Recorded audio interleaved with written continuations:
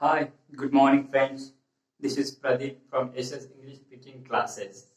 Okay, today I talk about the third one, simple future tense. So first, I will explain what is the meaning of simple future tense. Future tense means what is meaning future. Future means you are thinking about tomorrow.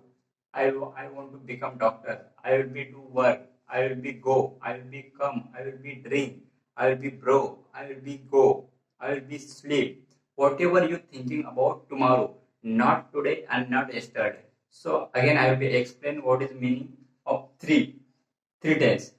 First is present tense. Second is past. Third is future. Present tense means whatever doing action in today in daily. I'm wake up early morning. I brush daily. I bath daily. I worship daily. I'm studying daily.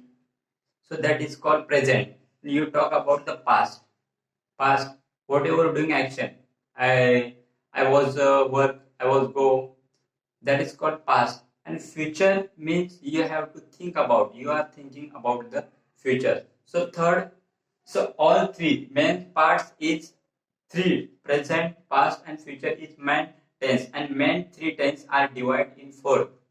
First is simple, second is continue, third is perfect, and fourth is continue perfect. So three including totally all sentence we have in the 12 tense. So first we are already teach about the two. First is present, second is past, and now I am talk about the third. Third is simple future tense. I will be speaking in I will be talking in Marathi. What is the meaning of future? Actually future tense याच्या अर्थामध्ये ज्या अर्थामध्ये आपल्याला कशा पद्धतीने वाक्य बनवायचे कशा पद्धतीने वाक्य आलेली ती ओळखायचे तो अर्थ याच्यामध्येच लिहिलेले फ्युचर बद्दल आपण विचार करतोय. मी येईन, मी जाईन, मी खाईन, मी होईन, मी विचार करेन, मी बसेन, मी वाचेन, मी शिकवेन. ज्या उद्यासाठी आपण गोष्टी करणाऱ्या आहेत उद्यासाठी tomorrow whatever you are doing tomorrow that you have to use in future. Okay, so now we get idea what is the future tense. Okay, आपण आयडिया आली फ्युचर टेन्स म्हणजे काय. आता ते वाक्य कशा पद्धतीने बनवायचे ते आपण शिकूया. ओके, स्टेप बाय स्टेप शिकूया. फर्स्ट, प्रत्येक वाक्य बनवताना आधी सब्जेक्ट वापरावा लागतोय, नंतर वर्ब वापरायला लागतोय, नंतर ऑब्जेक्ट वापरायला लागतो. काळानुसार वर्ब मध्ये चेंज होतात. सब्जेक्ट म्हणजे काय आधी ओळखून घेऊ. सब्जेक्ट मध्ये जे ठरलेले फिक्स सब्जेक्ट असतात आपले. I, me, that is called subject. We, आम्ही. यू, तू किंवा तुम्ही. दे, ते. ही की म्हणजे तो. शी म्हणजे ती. इट, ते किंवा ते. नेम म्हणजे कुठल्याही प्रकारचे नाव हे सब्जेक्ट आहे. That is called subject. ह्या सब्जेक्ट व्यतिरिक्त कुठलाही आणखी चेंजेस होत नाही. हे सब्जेक्ट फिक्स राहतात. कुठल्याही प्रकारचं नाव ते बोलतात सब्जेक्ट. आता आपण सब्जेक्ट लक्षात आला तर वर्ब ओळखून घेऊ. वर्ब म्हणजे कुठल्याही प्रकारची ऍक्शन होते. ऍक्शन, खाणे, पिणे, उठणे, बसणे, झोपणे या क्रिया डेली रुटीन मध्ये आहेत त्याला बोलतात verb. That is called action. कुठल्या प्रकारची ऍक्शन होते ते. आणि ऑब्जेक्ट जे वर्बचे ऍक्शन ज्याच्यावर होते त्याला बोलतात ऑब्जेक्ट. म्हणजे मी खातो, काय खातो? आंबा. मी पितो, काय पितो? पाणी. मी खेळतो, काय खेळतो? क्रिकेट. ज्याच्यावर क्रिया होते त्याला बोलतात ऑब्जेक्ट. ओके, आता हे तर लक्षात आलं. तर हेच वापरून आपल्याला पूर्ण टेन्स बनवायचे. तर आपण थर्ड बनवतो simple future tense. Simple future tense बनवताना काय करायचं? सिंपल आहे. सब्जेक्ट वापरायचा. सब्जेक्ट नंतर विल किंवा शाळेचा वापर करायचा. आता विल किंवा शाळेचा कुठे वापर करायचा ते पण शिकून घेऊया. ग्रामॅटिकली मध्ये विल किंवा शाळेचा वापर जेव्हा सब्जेक्ट आय आणि वी असेल तेव्हा शाल वापरायचं. आणि बाकी सर्व राहिलेल्या सब्जेक्ट साठी for all subject you can use will. This is grammatically. Okay, but now what will happen, you can use all. This is modern language मध्ये, मॉडर्न इंग्लिश मध्ये आता काय करतात, we are using for all sentence for using will. All future sentence we are using will. सर्व प्रकारच्या futures मध्ये वाक्य बनवते तर प्रत्येकासाठी विल वापरला जातो. I will go. Shall we are using mostly, खूप कमी यूज करतात ग्रामॅटिकली. अच्छा, ते पण मी क्लिअर करतो. विल आणि शाल ऍक्च्युली रोजच्या जीवनात आपण विल वापरलं तरी काही हरकत नाही. शाल आणि एमपीएससी यूपीएससीचे एक्झाम असतात ना त्यावेळी क्वेश्चन वगैरे तुम्हाला त्या लेवलचं केलं जातोय. शाल आणि विलचा केव्हा वापर केला जातो, कुठल्या सब्जेक्टला वापरचा शाल केला जातो. ते ग्रामॅटिकली मिस्टेक व्हायला नको आपल्याकडनं. त्यासाठी जस्ट क्लिअर करतो. Otherwise you can use all for will, no problem. Okay, so first होकारार्थी बनवताना वाक्य सब्जेक्ट, विल, शॅल, नंतर वर्ब. वर्बचं फर्स्ट फॉर्मच वापरायचं आहे, नंतर ऑब्जेक्ट. हा झालं सिंपल प्रेझेंट टेन्सचं वाक्य बनवताना. आता नकारार्थी वाक्य बनवताना कशा पद्धतीने बोलतोय? आता आपल्याला इंग्रजी बोलायचं शिकायचे आहे, आपण मराठी होकारार्थी बोलतो असं नाही, नकारार्थी पण बोलतोय, प्रश्नार्थी पण बोलतोय, सर्व प्रकारचं बोलतोय. सर्व प्रकारचे डाऊट क्लिअर होण्यासाठी चारही प्रकारचे आपण सेंटेन्स शिकणार आहोत. चारही प्रकारचं फॉर्मॅट मध्ये स्ट्रक्चर नुसार आपण वाक्य बनवायला शिकवत आहे. तर नकारार्थी बनवूया. नकारार्थी म्हणजे पहिले सब्जेक्ट, नंतर विल किंवा शाल, नंतर नॉट, नंतर वर्ब, ऑब्जेक्ट. सिंपल. सब्जेक्ट नंतर विल शाल वापरल्यानंतर वर्ब आणि ऑब्जेक्ट प्रत्येकाला सेम. आता क्वेश्चन बनवताना काय करायचं? जो मेन वर्ब असते that is called main verb. Okay, हा मेन वर्ब तो फ्रंटला जातोय, मी क्वेश्चन करतोय. मेन वर्ब इथं बघूया, हा विल होतोय, विल आणि शाल. त्यानंतर पुन्हा सेम सब्जेक्ट, वर्ब, ऑब्जेक्ट वापरायचंय. विल आणि शाल नंतर subject, verb, object, question mark. आता क्वेश्चनार्थी झालं. आता डब्ल्यूएच क्वेश्चनार्थी आणखी बनवतो आपण. डब्ल्यूएच क्वेश्चनार्थी म्हणजे काय? आपण विचारतो where are going, what you are doing, you are using WH. WH म्हणजे काय? Where, what, how many, how much, अशा पद्धतीने डब्ल्यूएच वापरतोय, त्याला बोलतात डब्ल्यूएच. तर डब्ल्यूएच बनवताना डब्ल्यूएच च्या आधी वापरायचं, नंतर विल, शाल. सेम विल आणि शाल वापरायचं. पुन्हा सब्जेक्टच्या जागी सब्जेक्ट, वर्बच्या जागी वर्ब, ऑब्जेक्टच्या जागी ऑब्जेक्ट. तर क्वेश्चन. ओके, आपण स्ट्रक्चर बघून घेतला. तर वाक्य बनवूया कशा पद्धतीने बनवली जातात. आता पॉझिटिव्ह वाक्य, होकारार्थी वाक्य कसे बनवली जातात? सर्व सब्जेक्ट वर आधी अभ्यास करूया, नंतर आपण उदाहरण घेऊया. First we are talking about the I. What is the meaning of I? I म्हणजे मी. This is subject all. I, we, you, they, he, she, it, name. Okay, याच्या व्यतिरिक्त कुठलेही सब्जेक्ट येत नाही, त्यामुळे स्ट्रक्चर मध्ये आपल्याला सब्जेक्ट वापरायचंच आहे. सब्जेक्ट म्हणजे मेन प्रत्येक फिल्म मध्ये किंवा मुव्ही मध्ये मेन काम करतो त्याला बोलतात सब्जेक्ट. तसा हा प्रत्येक सेंटेन्स मध्ये मेन असतो त्याला बोलतात, जो क्रिया करणार मेन त्याला बोलतात सब्जेक्ट. ओके, सो वाक्य बघूया. सब्जेक्टचे वाक्य बनवताना आय विल वर्क, मी काम करेन. आय विल वर्क, आम्ही काम करू. यू विल वर्क, तू किंवा तुम्ही काम कराल. दे विल वर्क, ते काम करतील. ही विल वर्क, तो काम करेल. शी विल वर्क, ती काम करेल. इट विल वर्क, ते किंवा तुम्ही काम करतील. Name Pradeep will work, Pradeep काम करेल. अशा पद्धतीचे आपण वाक्य बनवतोय. वाक्य बनवताना आपण होकारार्थीमध्ये सर्व सब्जेक्ट वापरून घेतलं. तर इथे लक्षात ठेवा, मी वर्ब आहे तो वर्ब घेतला, आपण काही वापरू शकतो. I will, sorry, okay, I will go, I will eat, I will sit, I will come, I will go. कुठल्याही प्रकारचा आपल्या जस्ट एक्झाम्पल लक्षात देण्यासाठी वर्बचा वापर केलाय. ओके, आता होकारार्थी झालं. त्या स्ट्रक्चर नुसार आपण वापरलं. सब्जेक्ट वापरला आय, विल किंवा शाल आपण विलच प्रत्येकाला वापरलाय. विल नंतर काय घेतलं? ऑब्जेक्ट वापरायचं, सॉरी वर्ब वापरायचं. वर्ब नंतर ऑब्जेक्ट. ऑब्जेक्ट आपण इथे घेतले ना, ऑब्जेक्ट आपण कुठलाही घेऊ शकतो. I will work in school, in my office, I will work my whatever you are doing work, that is called object. Okay, आता नकारार्थी वाक्य बनवताना काय करायचं? नकारार्थी बनवताना काय स्ट्रक्चर आहे? सब्जेक्ट वापरायचं. सब्जेक्ट वापरला आय, नंतर विल किंवा शाल आपण वापरला विल, त्याच्यानंतर नॉट वापरायचं, त्यानंतर नॉट वापरायचं. वाक्य कशा पद्धतीने होईल? आधी सब्जेक्ट, नंतर विल किंवा शाल, नंतर नॉट, नंतर वर्ब, नंतर ऑब्जेक्ट. ते बोलतात नकारार्थी वाक्य. I will not work, we will not work, ते काम करणार नाही. याचं आय विल नॉट वर्क, मी काम करणार नाही, सॉरी मी काम करणार नाही. तर यू विल वर्क, तू काम करणार नाही. यू विल नॉट वर्क, तुम्ही काम करणार नाही. दे विल नॉट वर्क, ते काम करणार नाही.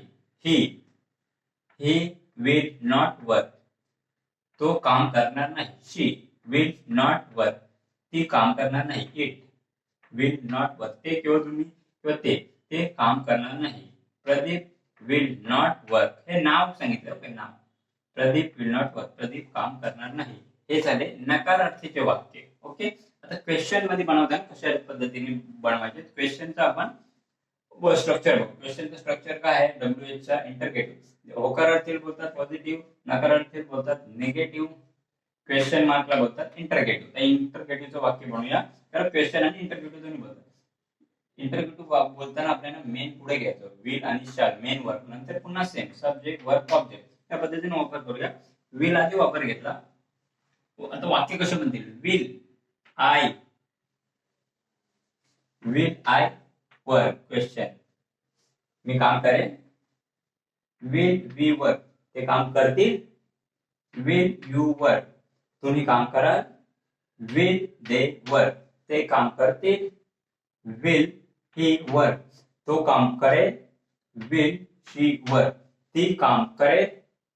विल इट वर्क, ते किंवा तुम्ही किंवा ते काम करतील. विल नेम म्हणजे विल प्रदीप वर्क, प्रदीप काम करेल का. त्यानंतर क्वेश्चन मार्क लावायचं प्रत्येकाला. अशा पद्धतीने क्वेश्चनची म्हणजे इंटरगेटिव्हची वाक्य आपण बनवायची शिकलो. त्यानंतर लास्टचे राहिले डब्ल्यूएच वापरताना फक्त डब्ल्यूएच पुढे वापरायचं, बाकी सेम स्ट्रक्चर खाली घ्यायचं. डब्ल्यूएच वापरायचं, नंतर विल किंवा शाल सब्जेक्ट वर्ब आणि ऑब्जेक्ट, लास्ट क्वेश्चन मार्क. तर त्याचं बघूया. त्याचं आपला खाली दिलंय, याला बोलतात डब्ल्यूएच चे वाक्य. ओके, डब्ल्यूएच चे वाक्य बनवताना where will I work, where कोठे मी काम करेल. Where will we work, where कोठे तुम्ही काम कराल. वेअर विल यू वर्क, कोठे तू किंवा तुम्ही काम कराल. वेअर विल दे वर्क, कोठे ते काम करतील. वेअर विल ही वर्क, कोठे तो काम करेल. वेअर विल शी इट, ती कोठे काम करेल. वेअर विल इट वर्क, ते किंवा तो कुठे काम करेल. Where will Pradeep work, Pradeep कोठे काम करेल. आलं लक्षात? अशा पद्धतीने स्ट्रक्चर तुमच्या एकदा लक्षात आलं ना का वाक्य बनवायला खूप इझी आहे. This is not difficult for you. बस कीप युअर माइंड, जेव्हा वाक्यामध्ये सेंटेन्स मध्ये कुठे विलचा वापर आला समजून जायचा हा फ्युचर टेन्स आहे. ओके, आता याच्यावर पूर्ण सेंटेन्स बघूया मराठी टू इंग्लिश. आता एक मराठी वाक्य घेऊया. मी घरी येईन, मी घरी जाईन. याच्यामध्ये सब्जेक्ट कुठला आहे? सब्जेक्ट. आधी स्ट्रक्चर मध्ये काय सब्जेक्ट ओळखायचं. सब्जेक्ट आहे I, this is called subject. नंतर विलचा वापर करायचा, विल किंवा शाल. आपण ग्रामॅटिकली नुसार घेऊ, आय किंवा वी आल्या शालचं. दोन्ही प्रकारचं वाक्य बनवूया, विलचं आणि शाल आणि विलचं दोन्ही प्रकारचे वाक्य बनवूया. मला लक्षात येईल बनवण्यासाठी. विल आय शाल, काय वापरला आपण? आय आल्यामुळे शाल वापरला, शाल. आय शाल. त्यानंतर सांगितलं वर्बचा फर्स्ट फॉर्म. वर्ब काय? Come. I will come to. नंतर ऑब्जेक्ट काय? Home. I will come to home. आता नकारार्थी बनवताना काय घेतला? सब्जेक्ट विल शाल, नंतर नॉट, नंतर वर्ब, नंतर ऑब्जेक्ट. सब्जेक्ट घेतला, नंतर विल घेतला, विल नंतर not. I shall not come to home, मी घरी येणार नाही. नंतर प्रश्नार्थी बनवताना जो वाक्याचा मेन वर्ब आहे विल किंवा शाल, तो पहिल्यांदा येईल तेव्हा तो वाक्य प्रश्नार्थी मध्ये आपण बनवतोय. आता इथे काय वापरायचं? शाल आय कम टू होम. शाल आय कम टू होम, तो घरी येईल का. पुन्हा शाल नकारार्थी बनवताना शाल नॉट कम टू होम, याचा नकारार्थी पण बनू शकतो, तो घरी येणार नाही का. पुन्हा डब्ल्यूएच मध्ये बघूया. डब्ल्यूएच बनवताना काय घेतलं? पुन्हा डब्ल्यूएच बघायचा, नंतर विल शाल किंवा सब्जेक्ट वर्ब ऑब्जेक्ट असा क्वेश्चन मार्क. आता इथेशी वेअर, डब्ल्यूएच वापरताना when shall I come to home. When म्हणजे केव्हा तो घरी येईल. अशा पद्धतीने शालचे वाक्य बघितले आपण. शाल, तो घरी येईल.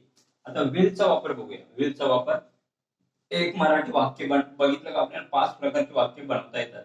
त्यामुळे विलचा वापर कुठे करायचा हे फक्त लक्षात ठेवायचं. स्ट्रक्चरनुसार आपण सर्व प्रकारचे वाक्य जेव्हा बनवता येतील तेव्हा आपल्याला डेली रुटीन मध्ये बोलण्याला ते सोपं जाईल. ओके, आता तो शाळेमध्ये जाईल. आता इथं बघून लक्षात ठेवा सब्जेक्ट काय आलाय. इथे सब्जेक्ट सांगितला, तो सब्जेक्ट तोला बोलतात, तोला. ही शाळेमध्ये. आता इथं मध्येला काय वापरलं ते पण पुढच्या लेसन मध्ये मी तुम्हाला घेणार आहे.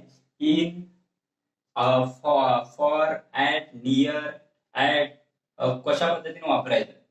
आता इन मध्ये जिथे येईल ना, I am in school, I am in hospital, I am in home, I am in school, अशा पद्धतीने वाक्य आली ना इनचा मध्ये वापर करायचा. ओके, आता सब्जेक्ट घेऊ. सब्जेक्ट ही फ्युचरचा असल्यामुळे विलचा वापर जाईल future.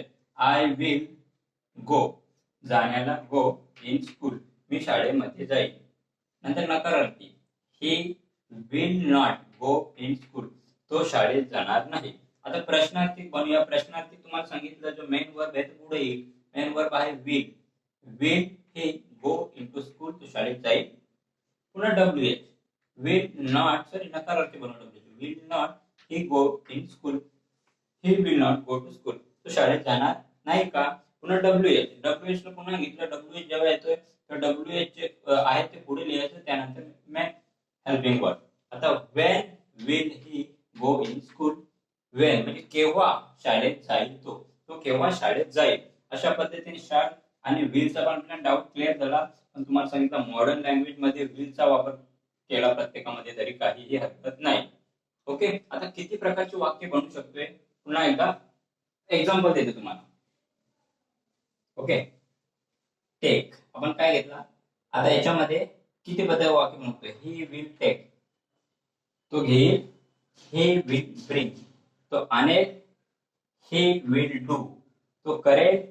He will get, gate तो भेटेल. डू म्हणजे करणे. ही विल गेट, तो भेटेल. ही विल कट, तो कापेल. शी विल कॅच, ती पकडेल. शी विल फाइंड, ती शोधेल. शी विल स्पीक, ती बोलेल. शी विल ईट, ती खाईल. शी विल थिंक, ती विचार करेल. पुन्हा इट विल डिग, डिग म्हणजे खोदणे. इट विल डिग, ते किंवा ते खोदतील. इट विल सिंक, सिंक म्हणजे बुडणे, तो बुडेल किंवा ते बुडतील. इट विल लँड, लँड म्हणजे उसने घेणे, ते उसने घेतील. It will tight, TEI tight, ते बांधतील. अशा पद्धतीने आपण फ्युचरची वाक्य बनवू शकतोय. ओके. फ्युचरचं फक्त एवढंच लक्षात ठेवायचं, जेव्हा वाक्यामध्ये विलचा वापर होतोय त्यावेळेला ते फ्युचरचे वाक्य असतील. ओके. अशा पद्धतीने वाक्य कशासाठी तुम्हाला हे वाक्य सांगतोय, 12 राज्यामध्ये का डिवाइड केलं. आपला मेन प्रॉब्लेम काय आहे, आपल्याला बोललेलं समजतं इंग्रजी, पण कशा पद्धतीने बोलायचं हे लक्षात नाही. तर हे लक्षात येण्यासाठी काय करू, आपण प्रॅक्टिस करूया. प्रेझेंट टेन्स झालं, पास्ट टेन्स झालं, फ्युचर, सर्व 12 प्रकारचे वाक्य आधी बनवून घेऊया आणि प्रत्येकावर प्रॅक्टिस करूया. When you will be do the practice, then you can speak easily with other person in English. So that is most required. You have to do at home. You take any work. आता मी वापरलं I will go, I will take. त्याप्रमाणे तुम्ही घरी कुठलेही सकाळपासून जी क्रिया करता, उठतो, बसतो, खातो, पितो, गातो. I will wake up, I will eat, I will sit, I will go, I will drive, I will swim, I will eat. जे प्रकारचे वाक्य आहेत ते बोलण्याचा प्रयत्न करा. Because practice make a perfect. जेव्हा तुम्ही परफेक्टली प्रॅक्टिस करणार त्यावेळेला तुम्हाला बोलायला ते इझी जाईल. Okay. I hope you are understand simple future tense. And thanks for watching. And please like and subscribe, जेणेकरून माझ्या नवीन व्हिडिओ तुम्हाला बघायला मदत होईल. आणि या व्हिडिओ थ्रू तुम्हाला एक एक टेन्स जसं तुम्ही पुढे जा तसं तुमचा कॉन्फिडन्स लेवल वाढेल. ओके. Thanks for watching.